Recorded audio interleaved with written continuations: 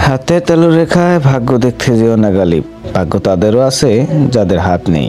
পুরো নাম মির্জা আসাদুল্লাহ বেগ, ডাকনাম গালিব।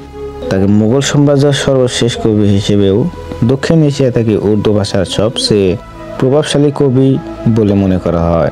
তিনি তার নিজের সম্পর্কে মন্তব্য করেছিলেন যে তিনি বেঁচে থাকতে তার গুণকে কেউ স্বীকৃতি না দিলেও পরবর্তী প্রজন্ম তাকে স্বীকৃতি দিবে।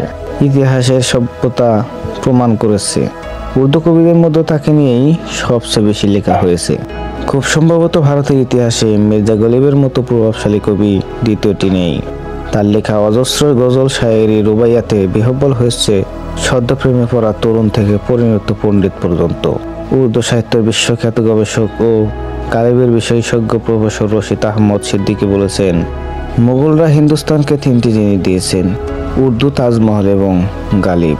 এমনকি উর্দু সাহিত্যের সর্বকালের সর্বশ্রেষ্ঠ এই কবিকে নিয়ে রেলফ রাসেল বলেছেন, গালিব যদি ইংরেজিতে কবিতা লিখতেন তিনি বিশ্বের শ্রেষ্ঠ কবি হিসেবে গণ্য হতেন। শেষ মুঘল সম্রাট আব্দুল জাফর সিরাজউদ্দিন বাহাদুর শাহের মৃত্যুর হলে গালিব আরও নিঃসঙ্গ ও আতঙ্কিত হয়ে পড়েন। কারণ এই সম্রাট শুধু তার শাসকই ছিলেন না, ছিলেন বন্ধু ও সহযাত্রী কবি। আজ গালিবের চলে যাবার দিন। 15 ফেব্রুয়ারি 1869 সালে মির্জা গালিব যখন মারা যান, তখন তিনি নিঃস্ব, সহায়, সম্বলহীন ও প্রায় বিচ্ছিন্ন এক গুটিয়ে যাওয়া মানুষ। সম্ভবত জীবন থেকে চলে যাওয়ার অপেক্ষায় তার একমাত্র অবলম্বন আর স্রষ্টার প্রযত্নেই তার একমাত্র আশ্রয় ছিল। 1869 সালের 15 ফেব্রুয়ারি দুপুরবেলা তাকে সুলতানজিতে কবরস্থ করা হয়। এটি ছিল সেই পবিত্র তীর্থস্থান যা ফকির নিজামুদ্দিন আউলিয়ার কবরের কাছে। লোহারু বংশের পারিবারিক কবরখানা।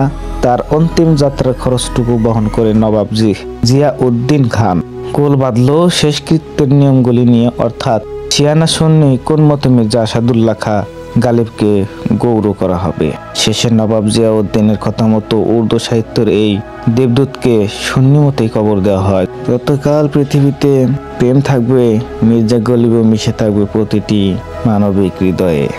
নিজের মৃত্যু সজ্জায় গালিব লিখেছিলেন, বিপদ বিধ্বস্ত গালিবের অভাবে কোনোই কাজই কি থেমে থেকেছে, এত কান্নাকাটির প্রয়োজন নেই উচ্চস্বরে বিলাপ করবার।